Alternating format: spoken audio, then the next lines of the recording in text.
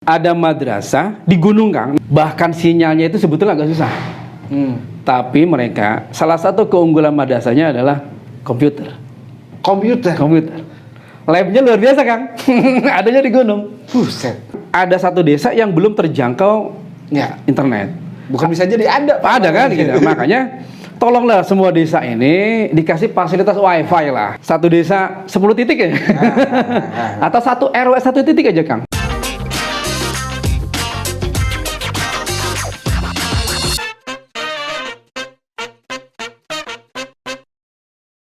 Assalamualaikum warahmatullahi wabarakatuh. Waalaikumsalam.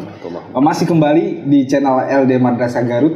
Masih bareng sama saya Dani. Dan kali ini saya sudah bareng dengan aktor intelektual nih.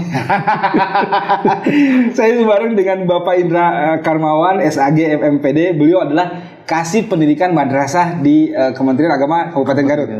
Dan ya ini aktor intelektual yang saya bilang nih, karena kalau berbicara tentang literasi digital madrasah, Bapak ini nih kayaknya ini orang yang paling punya apa ya kepentingan karena bersentuhan langsung dengan madrasah-madrasah. Betul. Tapi sebelumnya Pak, buat pembukaan, mungkin ada juga orang yang nggak tahu kalau misalnya tugasnya Kasih Pendidikan Madrasah itu apa sih? Oke, baik. Ada sebuah pameo yang saya kira sering dilontarkan oleh para kepala seksi madrasah yang ada di Kementerian Agama. Jadi kepala seksi madrasah yang ada di Kementerian Agama itu lebih cocok disebutnya kepala seksi pendidikan madrasah swasta. Gitu.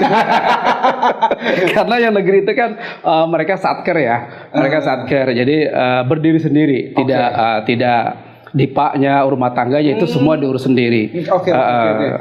Kecuali MIN sejak 2 tahun yang lalu itu memang satkernya dipindahkan ke Kemenak. Jadi saya saat ini ada 4 MIN yang memang menjadi tanggung jawab saya karena PPK-nya adalah Kasih Madrasah. Jadi tugas pokoknya itu adalah mengkoordinir segala kegiatan-kegiatan yang ada di seksi madrasah. Mobil khusus secara pokoknya itu bertanggung jawab terkait dengan pengelolaan dana BOS, penyaluran dana tunjangan profesi guru, penyaluran dana insentif guru yang belum tersertifikasi, terus juga mengelola keuangan BOPRA, izin pendirian operasional madrasah, RA sampai MA. Itu hebatnya gitu kan. Jadi seksi madrasah itu mengelola dari tingkatan RA sampai aliyah. Beda dengan distrik ya. RA SD, TK SD biasanya mereka satu kepala bidang, terus SMP ada satu. Tapi untuk SMA SMK mereka ada di bawah KCD. Nah, dia hebatnya di Kemenak itu RA sampai aliyah dipegang oleh satu seksi. Berarti secara khusus bisa dibilang bahwa yang memegang dana kehidupan madrasah, kesejahteraan guru-gurunya di Bapak ini dong berarti ya. Jadi kalau ada urusan Pak ini gimana sertifikasi atau apapun semua masuk di situ. Betul. Tapi sejak tahun 2021 ada beberapa kebijakan yang diambil oleh pemerintah pusat, dalam hal ini oleh Pak Dirjen Pendis, bahwa dana BOS itu disalurkan langsung oleh Dirjen Pendis. Saya kira lebih enak gitu ya, karena tugas kami menjadi lebih ringan, karena dalam proses pencairannya juga madrasah itu sudah menggunakan aplikasi digital. Ini Pak Dirjen kita luar biasa. Langkah-langkah beliau penggunaan aplikasi digital itu sejak beliau menjabat sebagai Dirjen Pendis itu betul-betul dilaksanakan di madrasah. Gitu ya. Minimal HP aman berarti ya. Nggak terlalu sering nggak terlalu banyak komplain gitu. Pak kapan Pak kayak gitu. Kalau dulu kan komplainnya Pak kok dapatnya kurang ya dari jumlah siswa. Pak kok ini lambat ya gitu ya. Nah sekarang kita hanya silahkan buka di portal BOS gitu ya di Kemenak RI. Nah nanti di situ akan dijelaskan bagaimana proses upload data terkait dengan persyaratan untuk pencairan. Terus juga nanti ketika pelaporan juga bagaimana menguploadnya juga sudah ada aplikasinya. Jadi sekarang memang tugas saya agak sedikit ringan gitu kan. Oke. Urusan duit ya. Urusan duit dari awal ya. Karena cocoknya udah jadi kasih keuangan kalau kita bukan jadi kasih pendidikan lagi. Oke nih Pak. Sebelum masuk ke literasi digital, saya pengen ngobrol secara general dulu tentang kondisi dan keadaan madrasah-madrasah yang ada di Kabupaten Garut. Saat ini itu seperti apa sih gitu? Karena kan kalau kemarin saya sempat ngobrol-ngobrol dengan teman-teman yang lain bahwa merasa seolah ada dikotomi antara dengan madrasah dengan sekolah biasa atau bahkan ada stigma yang di madrasah itu tertinggal jauh lah misalnya kayak gitu. Sekarang nggak ada kayak gimana nih? Karena Bapak ini sebagai bapaknya madrasah nih. Oke, gini. Saya nggak sependapat ya kalau madrasah itu lebih marginal dibandingkan dengan sekolah. Oke. Saya nggak sependapat. Kenapa? Justru madrasah itu ternyata jauh lebih hebat dibandingkan dengan lembaga apapun. Kenapa? Begini. Siap. Madrasah itu didirikan oleh pelur masyarakat. Tidak ada bantuan dari pemerintah. Ya. Kalaupun dapat bantuan dari pemerintah, pasti setelah madrasahnya itu terbangun. Bukan dibangun dari awal. Artinya, madrasah itu didirikan betul-betul oleh kemauan masyarakat. Ada kebutuhan di situ. Ada kebutuhan di situ. Bukan hanya kebutuhan, tapi juga bagaimana niat ikhlas mereka untuk menjadikan masyarakat yang ada di sekitarnya menjadi orang yang berpendidikan. Gitu. Makanya tidak ada istilah madrasah itu lebih marginal dibandingkan dengan dengan sekolah misalnya. Kenapa? Karena niat awal mereka ingin mendirikan secara mandiri. Gitu. Kalaupun misalnya sekarang ada mungkin ada sebagian opini yang mengatakan bahwa pemerintah belum berpihak, masih berpihak sebelah mata mungkin atau apalah, kurang berkeadilan terhadap daerah khususnya. Saya kira mungkin karena memang ada aturan-aturan yang belum ada aturan-aturan yang sekiranya belum bisa dilaksanakan oleh pemerintah daerah. Tapi kalau dikatakan madrasah itu marginal, lebih nomor 2 dibandingkan dengan lembaga pendidikan, saya nggak setuju. Gitu. Justru begini, kebangkitan madrasah di Kabupaten Garut itu luar biasa. Tahun 2020, Kemenag Kabupaten Garut menerima 20 izin operasional baru. Tahun 2021 kita menerima 17. Gitu. Ini apa artinya? Minat masyarakat untuk mendirikan lembaga madrasah tidak melihat ada bantuan pemerintah kah di situ, ada bantuan pemerintah daerah kah di situ atau siapapun, ternyata mereka malah gironya lebih luar biasa. Gitu. Dan ternyata persaingan dalam meraih jumlah siswa, persaingan dalam output kualitas pendidikan itu luar biasa. Teman-teman madrasah, guru-guru madrasah saya kira jauh lebih militan. Karena itu tadi mungkin mereka milik sendiri. Hadir sendiri kan. Bukan gitu. Karena ada perintah harus ada. Gitu. Berarti kesadaran untuk pentingnya pendidikan tinggi banget dong kalau misalnya. Betul-betul timbulnya dari madrasah. Gitu. Bukan hanya tokoh-tokoh yang sudah senior, tapi juga tokoh-tokoh yang muda. Gitu ya. Banyak sekarang yayasan-yayasan baru yang timbul di masyarakat di sekitar Garut itu banyaknya itu tokoh-tokoh muda. Gitu. Banyak yang datang ke saya, Pak, kami mau mendirikan madrasah. Saya tanya dong iseng, kenapa ke madrasah? Gitu. Kenapa bukan ke sekolah? Betul. Yang notabene katanya untuk mendapat bantuan berupa RKB, rehab itu jauh lebih mudah. Gitu. Pak, kami ingin mendirikan madrasah karena jiwa kami ada di madrasah. Dan jiwa kami itu mayoritas sebagian besar jiwa kami pengabdian. Bukan karena ada iming-iming bantuan dari pemerintah. Gitu. Makanya Kang Punten, persaingan antara sekolah dengan madrasah itu sebetulnya di Garut saya melihat ada, tapi sehat gitu ya. Karena sebetulnya berada di dimensi yang berbeda mungkin. Kalau misalnya dunia paralel tuh ini sama-sama di bumi tapi paralelnya berbeda gitu. Tapi sekarang itu kan justru memang fenomenanya memang beralih. Boarding school tuh sekarang memang sedang dicari bahwa mungkin masyarakat tuh udah berpikir gini, dengan era digitalisasi sekarang udah masuk yang kayak gitu, bahwa bisa dibilang mungkin kan kayak gini, kalau misalnya masuk madrasah atau pesantren kok kayaknya urusan akhirat misalnya aja gitu ya. Kalau di sekolah tuh duniawi, tapi sekarang mereka yang udah bergeser bahwa butuh nih gitu kan. Keunggulan madrasah gini, saya selalu mengingatkan ke teman-teman madrasah bahwa masyarakat itu bukan menuntut mereka, anak-anak mereka itu bukan menuntut supaya siap tampil di dunia kerja. Tapi ada dua dunia yang ingin dipersiapkan oleh orang tua. Pertama di dunia masyarakat, kedua di dunia kerja. Gitu. Nah, yang punya dua dunia ini itu madrasah, Kang. Maaf ya. Garut ini termasuk daerah yang sangat kompleks, beragam, paham. NU besar, Muhammadiyah besar, Persis besar. Di dunia masyarakat ini semuanya mengajarkan. Jadi imam kan harus satu. Ya. Jadi khotib harus. Betul. Memandikan mayat harus. Betul. Membaca doa harus. Ya. Semua paham saya kira sama. Itu ada semua. Ya. Dan di madrasah diajarkan itu. Makanya sejak tahun 2020 saya sudah meminta teman-teman kepala madrasah untuk membuat buku dokumen kurikulum harus memasukkan baca tulis Al-Qur'an.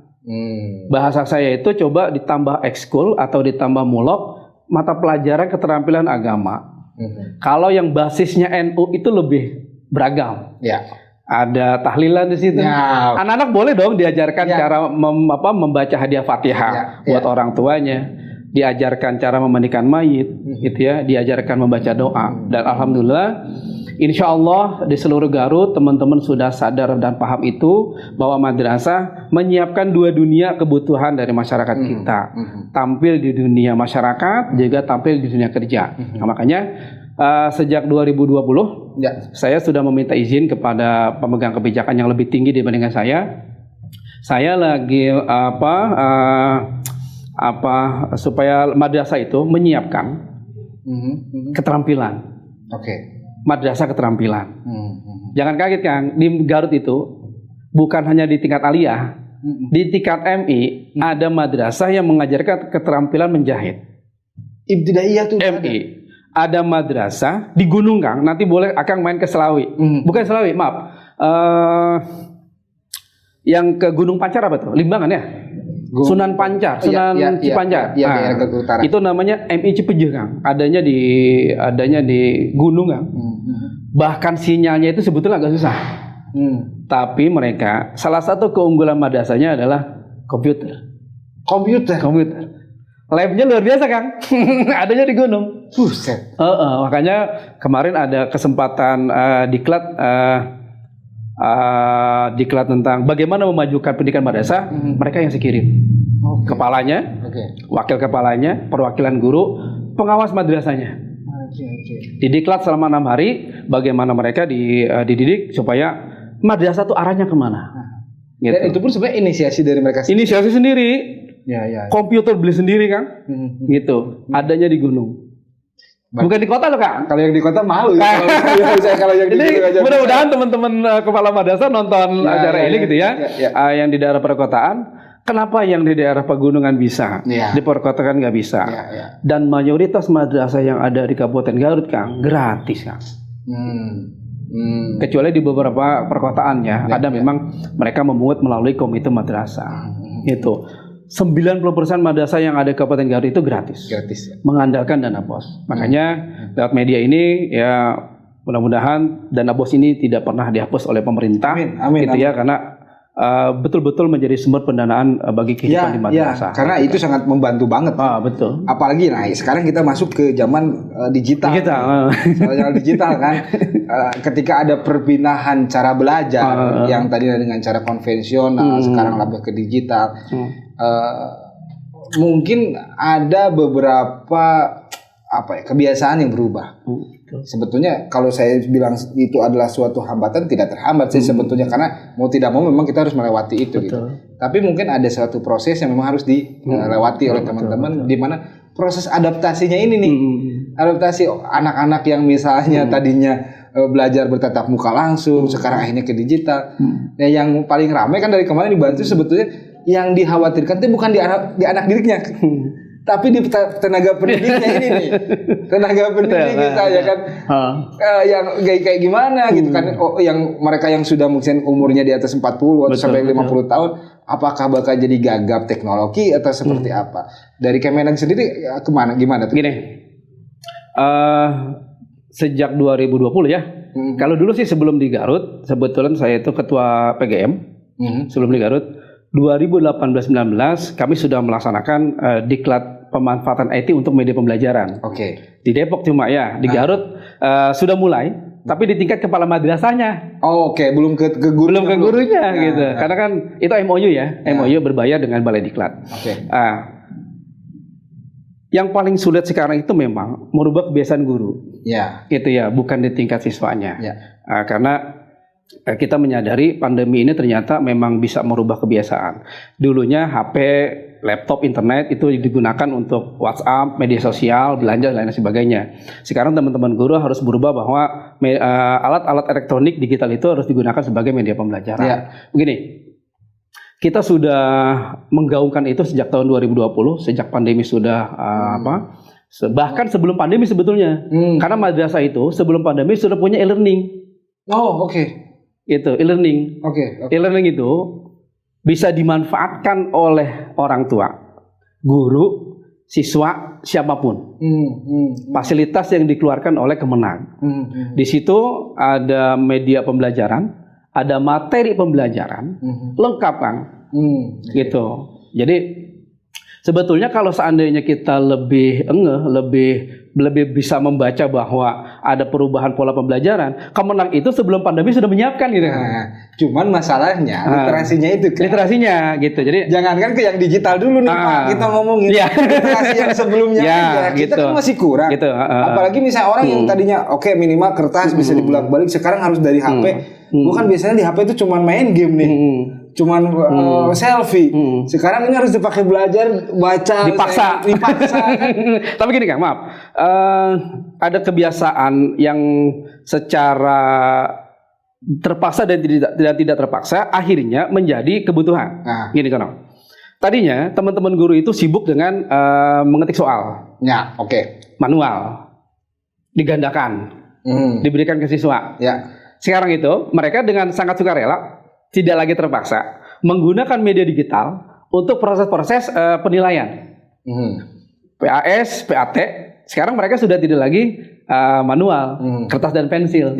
Tapi sudah pakai Google Classroom, apalagi Google Suite, gitu. Yang memang ketika siswa-siswi mengerjakan soal, tidak direpotkan lagi dengan ngoreksi, tidak direpotkan lagi dengan menjumlah.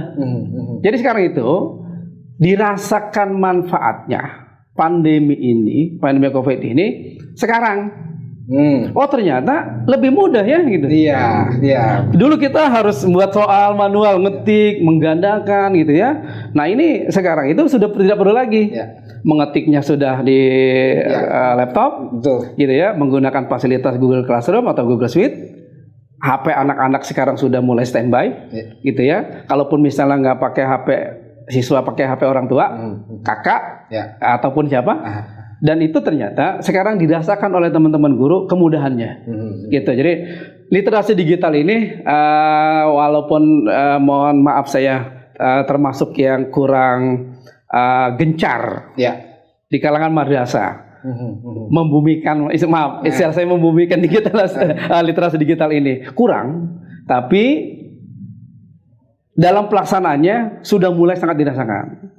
Seluruh madrasah negeri yang ada di Kabupaten Garut 15 itu sekarang sudah ke PAS itu penilaian semester sudah pakai Google Form. Nggak lagi manual. Tinggal ngisi, ngirit biaya, gitu kan, ngirit tenaga, ngirit waktu, gitu. Dan bisa di mana aja. Dan gitu. Apakah ini memang sudah diimplementasikan oleh semua madrasah yang ada di Garut? Belum, memang belum. Harus kita akui untuk wilayah selatan sana, Kang. Jangankan laptop, HP juga masih jarang, gitu ya, HP masih jarang. Bukan hanya HP-nya, Kang, sinyal HP-nya juga jarang. Betul. Saya sedih ketika teman-teman yang ada di Talegong, itu. ketika diminta harus segera menyelesaikan emis, Kang. Pak, bagaimana kita mau menyelesaikan emis? Kami itu harus jalan kaki atau membawa kendaraan. Setelah membawa kendaraan harus naik gunung untuk mendapatkan sinyal, dan itu hanya terjadi di siang hari. Kalau siangnya hujan, nggak mungkin dong, Pak. Malam kami ada di rumah, nggak mungkin dapat sinyal. Makanya salah satu kekurangan yang ada di Garut itu, kami data emis selalu di posisi belakang, karena itu tadi sinyal. Gitu. Jadi digitalisasi, literasi digital, apapun yang berkaitan dengan digital, memang saat ini belum menyentuh seluruhnya. Gitu ya. Untuk daerah perkotaan itu mah gampang lah ya, Cikajang ke sini gitu ya, itu masih. Tapi untuk yang daerah Cibalong, Pangrumasan sana, Karangtengah, apalagi Talegong, memang Itu luar biasa. Karena berbicara tentang program ini kemarin juga saya sempat ngobrol dengan beberapa teman-teman yang lain juga bahwa ngomongin soal digital ini kan ada beberapa aspek dari mulai hardware-nya, si device-nya itu gitu kan, terus juga software-nya, belum juga tentang mindset cara penggunaannya kayak gitu-gitu. Ini kan memang PR yang besar. Jangan katanya dianggap bahwa semua orang tuh udah pasti punya HP. Ya kan? Walaupun kalau di kota, saya udah bisa bilang mungkin hampir semua tingkatan masyarakat. Kita udah nggak berbicara lagi masyarakat kelas A. Betul. Rata-rata minimal satu keluarga itu memang ada punya. Nah, tapi di lokasi yang mereka yang secara infrastrukturnya itu memang sulit ada sinyal kan ngapain punya HP? Iya kan? betul. Ngapain punya HP gitu? Bahkan mungkin untuk sinyal yang GSM-nya pun juga nggak ada. Boro-boro sinyal yang untuk 4G atau 3G kan. Tapi ini juga kan menjadi sebuah tantangan yang sangat besar juga mungkin. Yang sudah punya mungkin tidak boleh terhambat, harus terus berjalan gitu. Saya fokus juga tadi ke apa sih mungkin yang sudah dilakukan oleh teman-teman di Kemenag Kabupaten Garut, apalagi mungkin sekarang ini menyambut dengan adanya program ini. Program ini Pak, program ini kan memang dicanangkan oleh Dirjen dari Kementerian Agama yang mengatakan bahwa literasi digital dan Garut itu hanya jadi satu dari 2 kabupaten yang dijadikan percontohan. Tentunya mungkin harus disambut baik. Bukan hanya programnya ini gitu kan. Sudah ada yang program-program turunan atau terusan yang untuk memperkuat si program yang sudah diinisiasi. Gini. 2020 kami beserta para pengawas dan para ketua KKM itu membentuk forum KKG MGMP sebelum adanya bantuan dari pemerintah untuk KKG dan MGMP serta pekerja UAS. Kami pihak Kemenag, terutama kami yang ada di Penmat bersama teman-teman pengawas mendorong, memacu para guru-guru untuk bersatu lah dalam forum KKG untuk tingkat MI. Di tingkat RA ada KKG RA, di tingkat MTS dan Aliyah ada MGMP gitu. Silakan mereka disatukan dalam forum yang namanya KKG dan MGMP ini. Kenapa?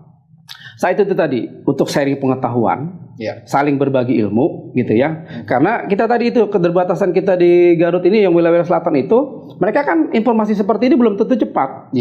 Gitu.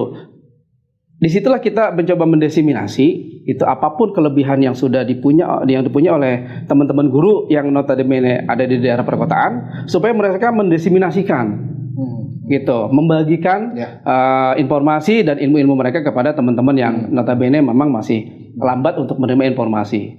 Makanya sudah ada lebih dari 60 KKG dan MGMP yang terbentuk di Kabupaten Garut ini. Gitu. Bahkan untuk negeri saya minta membentuk KKG dan MGMP sendiri.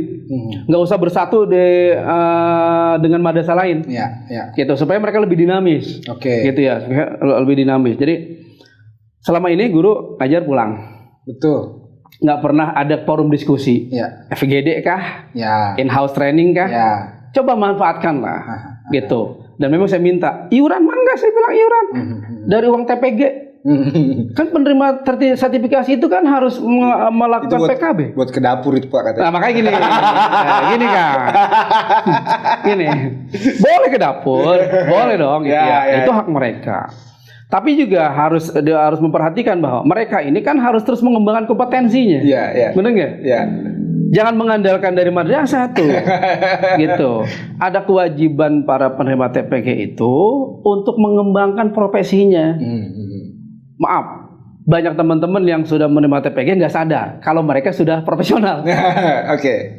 Orang profesional kan terus meningkatkan kompetensi dong, gitu ya. Gitu. Nah makanya di forum KKG MGMP itu saya meminta teman-teman berkumpul di forum itu, jadikan ini sebuah FGD, forum mereka untuk diskusi apapun bentuknya. Kalau mereka mau iuran mangga, tapi yang mengelola mereka sendiri, jangan kepala madrasah, gitu, jangan pengawas, apalagi penmat, itu nggak boleh. Tapi kalau antar guru sendiri, misalkan ada 30 orang guru, sudah tersertifikasi semua, 1 bulan iuran 10.000, berarti kan satu kelompok itu bisa 300.000, 1 bulan bisa 3 juta. Bisa kan manggil profesor dari Uniga, bener nggak? Dari IPI gitu kan, atau dari kampus yang memang ada di Garut, gitu. Materi penilaian kah, media pembelajaran kah, termasuk pemanfaatan IT untuk pembelajaran. Ini yang lagi saya dorong beserta teman-teman pengawas supaya teman-teman itu timbulkan kemandirian juga, gitu. Karena mengingatkan mereka bahwa mereka itu sudah profesional. Nah, ya. Jangan diam berada di posisi nyaman gitu. Oke. Kan gini ya. Ketika mereka sudah lebih dari 5 tahun belum pernah ikut FGD, kumpul sekedar diskusi, apalagi diklat, sekedar workshop aja belum pernah, kan merasa saya mau sudah cukup lah. Tapi ketika mendengarkan materi, dari dokter kah? Dari profesor kah? Oh ternyata begini. Nah ini yang lagi saya dorong. Nah mudah-mudahan KKG MGMP ini di Garut terus bergerak. Memang kemarin ada 31 pokja ya yang mendapatkan bantuan dari pemerintah. Yaitu mereka dilatih bagaimana melakukan pembelajaran lebih menarik, bukan hanya dalam membuat media pembelajaran, tapi juga pemanfaatan alat-alat elektronik untuk pembelajaran. Nah ini mereka sudah alhamdulillah dapat bantuan dari pemerintah, gitu ya. KKG-nya di tingkat MIA 15 juta, MGMP di tingkat aliyah dan MTS itu 30 juta. Ini merata semua dapat atau se-Indonesia? Tapi dari hampir 70 KKG MGMP yang ada di Garut baru dapat 31-an pokja. Ada 31. Saya bilang gini. Sebetulnya kita malu oleh pemerintah. Sudah profesional, tapi baru ada kegiatan gitu ya. Setelah pemerintah memberikan bantuan, dulu memang sering Kang. Sebelum bantuan ini mereka sudah sering mengadakan kegiatan, lomba-lomba, diskusi-diskusi, workshop, sering dilakukan. Contoh gini, workshop pembuatan kisi-kisi. Nah itu dari tahun 2020 itu sudah mulai gitu ya. Kenapa? Karena 2019 itu kan KKM sudah tidak boleh lagi mengkoordinir pembuatan kisi-kisi apalagi penggandaan soal. Maka beralih ke forum KKG MGMP. Mereka sudah dilatih secara profesional lah. Bagaimana membuat kisi-kisi, bagaimana membuat soal itu supaya lebih bagus. Lomba-lomba mereka sudah sering mengadakan. Ada satu MGMP yang sering mengadakan lomba itu di Mandua itu. Untuk bahasa Indonesia mereka sudah berapa kali mengadakan lomba baca puisi waktu itu. Nah, saya bilang malu nih sebetulnya kita yang sudah mendapatkan sertifikat profesional, tapi baru sekarang girohnya. Padahal sudah saya ingatkan ini sejak tahun 2020 Januari saya tugas di Garut, saya udah ingatkan supaya teman-teman yang sudah profesional ini terus mengembangkan profesinya. Terus meningkatkan gitu kan. Kita malu sih bilang. Gitu, makanya saya bilang ini sebagai stimulan. Jangan sampai kegiatan ini sudah berjalan, ketika uangnya habis stagnan berhenti saya bilang. Lebih malu lagi kita. Makanya saya pantau saya bilang. Saya akan memantau lewat teman-teman pengawas gitu ya. Karena gini, keterbatasan saya tidak mungkin selalu menjangkau madrasah gitu ya. Kalau saya sering-sering kunjungan, ada 2 hal. Pertama, kasih ngapain itu? Kunjungan terus. jadi salah juga. Salah juga takutnya. Wah, ini si Bapak nih. Oh, ngapain gitu. Saya termasuk orang yang betah di kantor. Kenapa? Karena banyak pelayanan-pelayanan yang memang harus saya selesaikan di kantor. Apalagi Garut ya. Kalau ada teman-teman dari Talegong, dari Pendek sana butuh saya yang nggak ada di kantor kan kasihan. Makanya insya Allah saya setiap hari kalau memang pagi itu selalu insya Allah dari kantor. Gitu. Nah, tapi tadi menilai bahwa misalnya tadi dibilang madrasah itu kan memang kebanyakan diinisiasi oleh masyarakat. Makanya di sini yang terkadang gitu yang terlihat ada kesenjangan dari infrastruktur atau apa misalnya kayak gitu. Bahwa semangat mereka untuk memberikan pendidikan untuk masyarakat sekitar ini juga kan idealis dan realistis itu kan harus bisa. Juga kita ngomong idealisnya kayak gini, tapi realistisnya kan seperti ini gitu. Nah, mungkin Bapak juga kan tahu bahwa Garut itu dengan topografi kita yang ada 42 kecamatan dan tadi berbeda-beda kayak gitu. Sudah pernah keliling semuanya nggak, Pak? Ke Pendek saya sudah, ke Toblong sudah, ke Pamongpek sering, ke Cisewu, ke Talegong, gitu. Apalagi daerah sekitaran Malangbong, gitu ya. Ada kecamatan yang belum saya jangkau itu Karangtengah ya. Terus daerah yang sekitar Talegong, ke daerah-daerah selatan yang ke arah Talegong memang belum semua. Nah, kalau misalnya masih udah berkeliling kan Bapak udah bisa membedakan. Ya. Ini pasti ada perbedaan ini di sini, ini di sini gitu. Itu mungkin yang jadi harapan. Wah, enak nih ada Pak Indra datang ke sini nih katanya. Gitu. Mungkin ada hikmah yang diambil nih katanya. Ya gitu ya. pastilah ya. Ketika mereka kedatangan notabene katanya pejabat itu, betul. itu pastilah banyak keluhan-keluhan yang ingin disampaikan dan harapan-harapan. Gitu. Tapi ya memang itu tadi stigma bahwa Kemenag itu terkait dengan bantuan memang agak sulit lah, agak susah karena jumlahnya memang sedikit. Jumlahnya sedikit. Tahun ini aja Garut itu hanya 3 lembaga yang dapat bantuan rehab dari pemerintah pusat. Kemarin saya ngobrol dengan Pak Subhan Fahmi, beliau Ketua Komisi 1.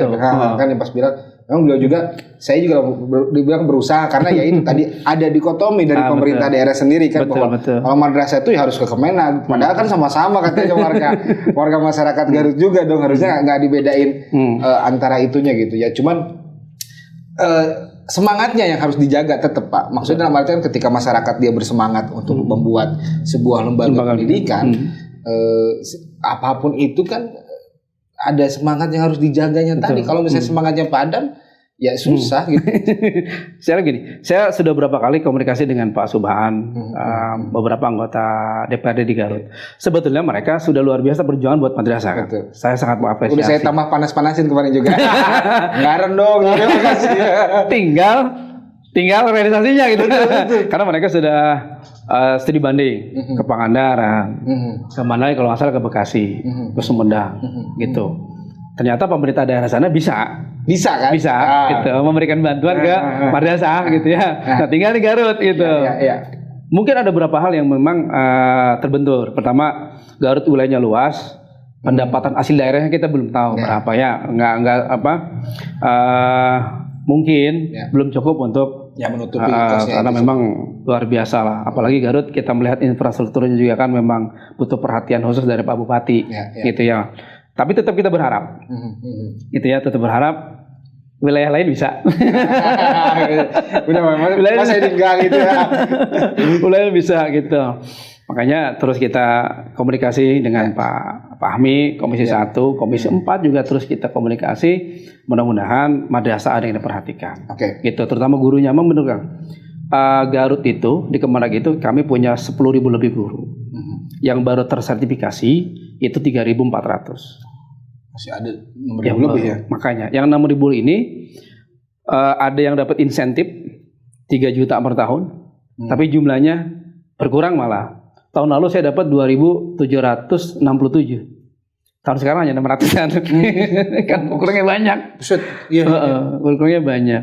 Artinya hampir 6.000-an guru itu honor murni. Yang per bulan aja itu per bulan. Honor murni dari yayasan. Kalau mereka yang sudah tersertifikasi, itu kan mereka setiap bulan. Betul. Saya itu setiap bulan mencairkan, baik yang sudah terinvasi maupun yang belum. Tapi kalau yang honor murni oleh yayasan, ini kan kalau melihat UMR jauh kan nggak? Jauh. Nah makanya saya tetap berharap mudah-mudahan pemerintah daerah ada perhatian juga untuk guru-guru madrasah. Gitu. Karena kita mungkin bisa bersepakat bahwa kualitas output kualitas anak didik itu juga tergantung dari tenaga pendidik. Betul. Nah terkadang kalau misalnya tenaga pendidiknya pun juga misalnya itu pertama oke lah kita ngomongin kesejahteraan atau misalnya kurang dalam artian misalnya untuk menyambut digitalisasi ini gimana anak-anaknya gitu kan atau mungkin anak-anaknya ya bisa lebih cepat kalau anak-anak yang saya bilang tadi tapi mereka itu kurang dalam artian gimana sih cara mainnya karena yang lucu kan kayak gini Pak sekolah itu tiba-tiba harus bisa pakai Zoom ya, pakai YouTube ya, atau pakai ya. Tapi tidak ada kan kita juga mata pelajarannya khusus tutorial gimana cara menggunakan itu. Mereka seolah-olah dianggap udah mampu aja gitu. Iya kan, apalagi guru-guru misalnya ketika mereka yang tadi Bapak bilang harus sekarang jadi di Google Classroom, Google Classroom. Bayangkan kalau misalnya yang dianggap pelatihan itu cuma ketua madrasah ya, kepala madrasahnya. Guru-guru yang dibawa, masa ada kepala madrasah semua yang bikin soal-soalnya gitu kan. Bagusnya saya juga melihat ada beberapa madrasah yang mungkin sudah modern. Mereka memang punya lab sendiri, Pak. Betul. Bukannya punya lab digital seperti sendiri. Persis punya mereka. Nah, Persis terus Darul Arkom yang saya gitu. Betul, punya. Nah, idealnya kan mungkin semuanya harus ada nih, Pak. Gimana nih, Pak? Kayak gini. Kalau untuk ideal seperti itu memang tergantung kemauan yayasan ya. Balik lagi. Paling tidak gini lah. Tadi saya ngobrol sebentar. pemerintah daerah memfasilitasi fasilitas internet aja. Oke. Gitu ya.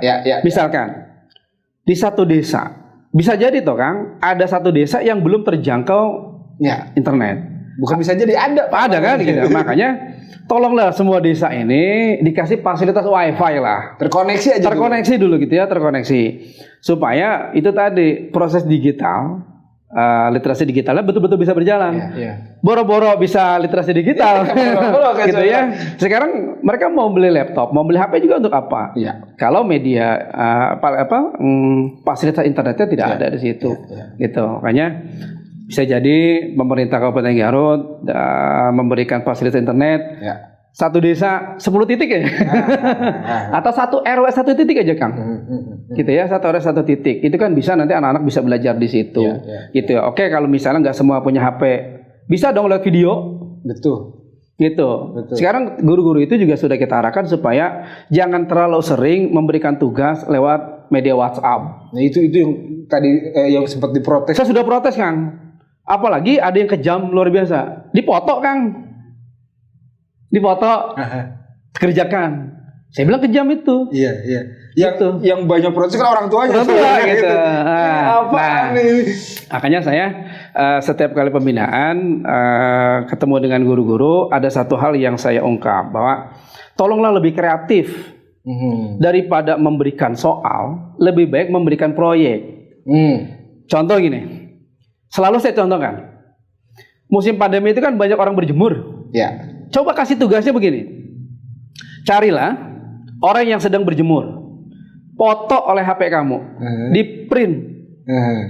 Soalnya cuma satu, apa manfaat tubuh ketika berjemur di bawah sinar matahari?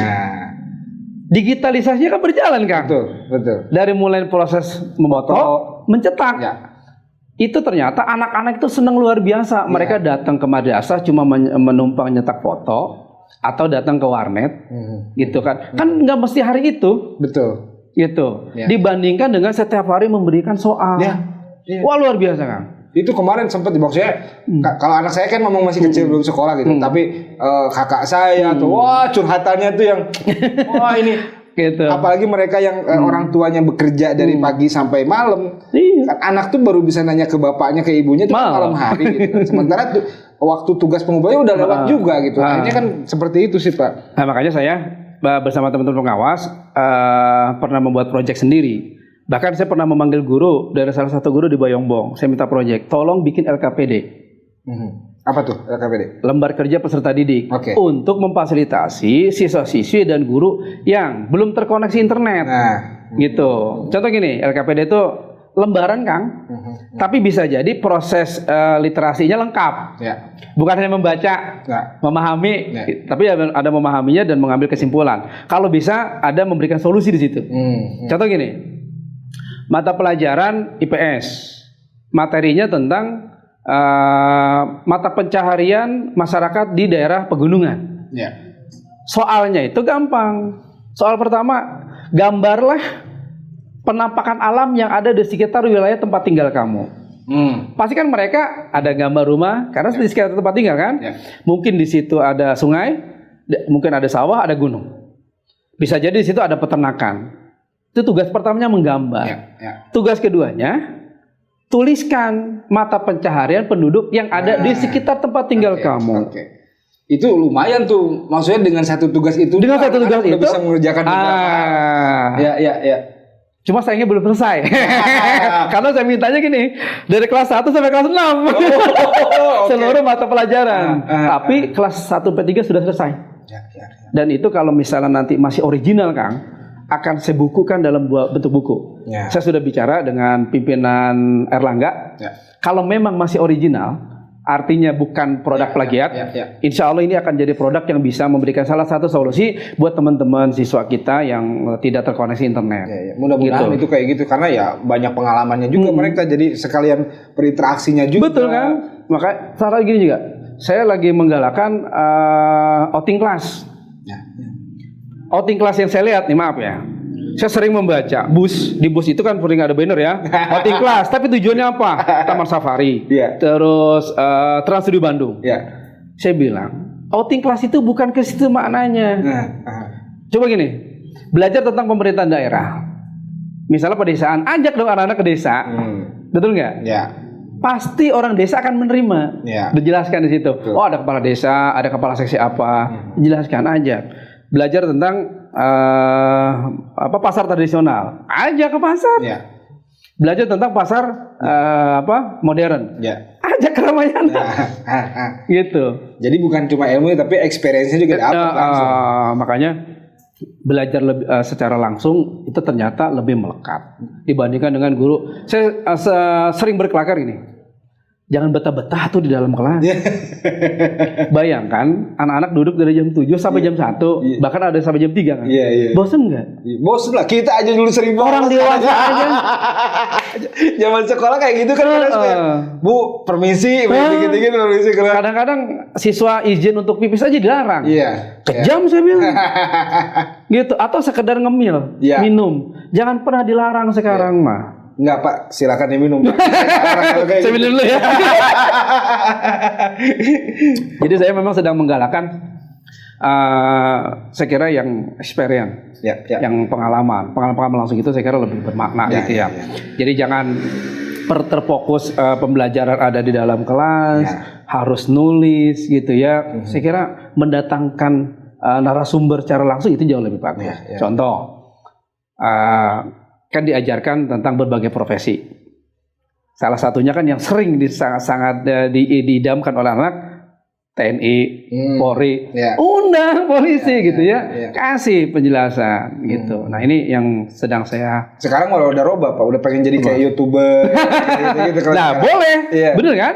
Boleh juga gitu. Kenapa? Karena ternyata kerja di rumah sebagai YouTuber jauh lebih besar Pak. Amin. Termasuk yang Dadi juga. Amin ya Allah. Yang Dadi juga.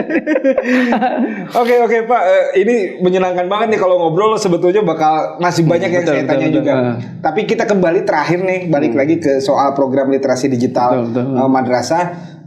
Mungkin pertanyaan yang sama yang saya utarakan juga ke beberapa narasumber bahwa karena Garut ini jadikan satu percontohan portofolio di antara pilot project di antara dua kabupaten, secara saya nggak mau nanya komitmen dah, misalnya kalau nggak apa sih yang direspon secara benar-benar yang tadi gitu bahwa guru-guru terus tenaga pendidik atau kepala madrasah, tapi dengan adanya program ini juga kan ini sebuah terobosan yang langsung gitu kan, yang mana saya nggak tahu yang namanya pilot project itu apa cuman sekali, ya kan? Iya betul. Harapannya mungkin untuk semua. Atau hanya sekedar orang yang ikut pelatihannya.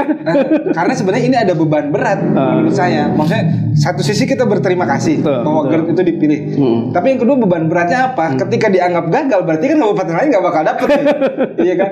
Berarti harus ada sinergi yang sangat bagus nih antara Kemendag di wilayah Garut sendiri juga dengan pemerintah daerah juga orang-orang di madrasahnya gitu agar program ini bisa berlanjut. Seperti apa kira-kira yang bakal mungkin yang sudah ada dalam pikiran atau yang sudah dilakukan oleh Bapak gitu? Kayak gini, kami selalu mendorong teman-teman para kepala madrasah, wabil khusus pengawas Pak. Saya selalu mengingat pengawas kalau pemanfaatan media digital itu betul-betul sekarang harus dimanfaatkan oleh madrasah. Wabil khusus madrasah yang memang ada di perkotaan, apalagi negeri Pak. Pokoknya negeri itu sudah kami larang yang sifatnya manual. Bahkan MAN 1 itu mereka sekarang sudah menuju zona integritas terkait dengan data-data madrasah itu semuanya digital semua. Jadi digitalisasi ini bukan hanya dalam proses pembelajaran, tapi juga pengolahan data. Gitu. Administrasi yang tadi saya sempat berkelakar di situ di depan bahwa teman-teman yang sudah di diklat literasi digital ini harus mendiseminasi dan saya mohon ada evaluasinya, bahkan pengawasannya supaya mereka betul-betul melaksanakan itu bukan hanya untuk diri mereka sendiri, tapi juga mendiseminasikan ke teman-teman yang lainnya. Nah makanya forum KKM, forum KKGM GMP ini saya sering zoom Kang. Gitu ya terkait dengan pemanfaatan media digital supaya mereka lebih jangan banyak yang terkait dengan mengeluarkan kertas. Kita sudah berapa puluh tahun yang lalu last paper. Gitu. Makanya kebijakan Pemda juga sekarang saya sudah jarang ngumpulin berkas. Gitu. Bahkan kemarin dengan teman-teman pengawas saya wajibkan pengawas ketika supervisi tidak lagi melihat RPP silabus dan lain sebagainya dalam bentuk fisik, nggak mau saya. Harus ada laptop. Ya. Kenapa? Penjaminan juga bahwa guru-guru yang sudah tersertifikasi punya laptop, gitu kan, benar nggak? Oke. Dipastikan juga mereka bisa mengoperasikannya. Ya. Jangan hanya punya laptop tapi buka PowerPoint nggak bisa. Iya. Atau sekedar membuka video pembelajaran nggak bisa. Pengerjakan deh. Kan makanya saya minta teman pengawas, ketika supervisi akademik tolong yang bersifatnya kertas jangan ada fisiknya, tapi dalam bentuk file. Kita pastikan mereka pada punya itu. Satu lagi Kang, Kemenak itu punya terobosan luar biasa. Sudah kerjasama dengan Perpustakaan Nasional. Oke. Seluruh guru-guru madrasah bisa mengakses miliaran judul buku yang ada di Perpustakaan Nasional. Oke. Itu kemarin diungkap oleh Pak Direktur KSKK, Pak Muhammad Zain. Tahun ini, insya Allah tahun depan sudah mulai bisa diakses. Itu terobosan luar biasa buat kita. Aksesnya lewat mana tuh berarti? Langsung datang atau dari website? Dari website. Website itu. Dari website. Gitu. Memang khusus buat Kemenak. Khusus buat Kemenak. Buat guru-guru Kemenak. Berarti harus punya user dulu atau kayak gitu? Iya nanti. Kapan ini dimulai? Tahun depan. Tahun depan. Oh, asik tuh. Kayak gitu ya. Iya, jadi tidak ada alasan guru-guru tidak punya sumber pembelajaran. Betul. Sekarang itu sumber belajar disediakan oleh Perpustakaan Nasional. Yang harus ada itu sekarang niat membacanya. Gitu. Saya paling nggak suka guru itu mengajar bawa buku satu. Lebih baik bawa laptop. Kenapa? Ada buku elektronik. Ya. Ada aplikasi e-learning. Betul nggak? Ya. Ngapain bawa buku? Apalagi cuma satu, gitu ya. Apalagi nulis. Anak-anak guru menulis, anak-anak menyalin. Habis waktu. Iya. Gitu. Ngobrol belum mau nanya kayak gimana nggak ngerti nanti. Daripada itu ya sudah nulisnya di laptop atau di apa. Kalau memang siswa sudah memungkinkan punya laptop ya tulis di laptop. Oke. Di samping juga memang tulis manual tetaplah diajarkan, apalagi kelas 1 sampai 3 mah tetap ya. Tapi paling tidak kelas-kelas yang sudah atas itu jangan selalu menyalin materi pembelajaran, itu sekarang sudah bukan zamannya, gitu ya. Sekarang akses buku elektronik sudah ada, buku-buku digital juga sudah ada, bahkan percetakan itu sekarang mereka sudah punya buku digital. Tinggal madrasah atau orang tua beli maka silakan. Gitu. Oke, siap. Oke. Sungguh sangat inspirasi banget nih. Banyak ternyata, berarti kan kita udah tahu bahwa tugas dari Kasih Kemenak itu banyak. Selain jadi kasih keuangan, ada juga untuk masalah pelatihan dan yang lainnya. Tapi apapun itu Pak, mudah-mudahan kita juga berharap bahwa madrasah itu bisa menjadi sebuah lembaga pendidikan yang memang sangat dibutuhkan dan bisa menjadi terdepan lah di dua tantangan ini kayak yang lagi saya tantang ke teman-teman pengelola madrasah. Lulusan madrasah siap tampil di masyarakat, lulusan madrasah siap tampil di dunia kerja. Nah, itu dua tantangan yang sedang saya gaungkan sekarang. Amin. Mudah-mudahan sesuai dengan yang diinginkan, lancar juga dan terima kasih. Sama-sama Kang Dani sudah hadir di sini. Oke teman-teman, sekian mungkin episode kali ini. Assalamualaikum warahmatullahi wabarakatuh. Waalaikumsalam warahmatullahi wabarakatuh.